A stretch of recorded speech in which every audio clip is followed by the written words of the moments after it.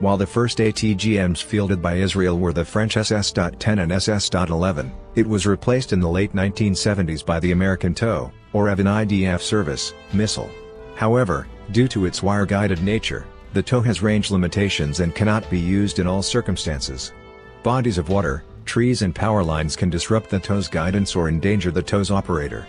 As a result, the Israelis developed a version of the TOW that used laser guidance to avoid these issues. A new engine and improved warhead also gave it superior penetration and speed to the original TOW. The Mapats has seen export success, although it is being replaced by other, newer Israeli ATGMs of wholly indigenous design.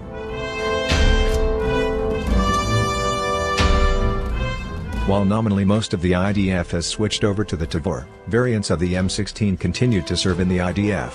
However, in the late 1980s and 1990s, these rifles were the frontline rifles of the IDF, replacing the heavier FN-FAL and the Israeli Galil, although Galil carbines remained in service in the Armored Corps, due to their shorter lengths with stocks folded. In the aughts, Israel set about modernizing these rifles.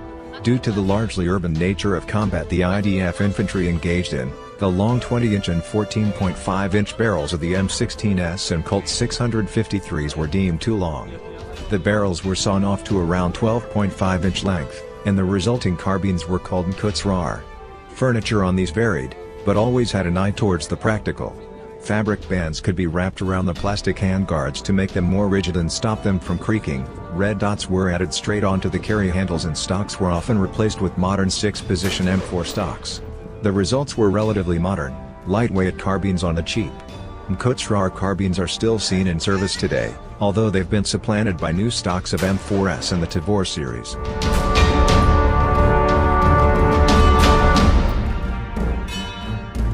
While the M163 VADS was always considered to be kind of a stopgap solution for the short-range anti-air defense solution for the U.S. military, the VADS saw significant Israeli service in the 1982 Lebanon War.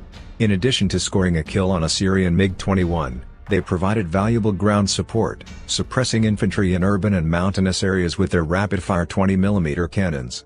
While they were phased out of American service in the 1990s and replaced with the better armored but slower-firing M6 Bradley Linebacker, Israel opted to upgrade its VADS to the new Macbeth standard instead, fitting an optoelectronic tracking system, better radar, a quad Stinger pod and an ADA network data link to the VADS to make it effective against a wider variety of targets and faster reacting.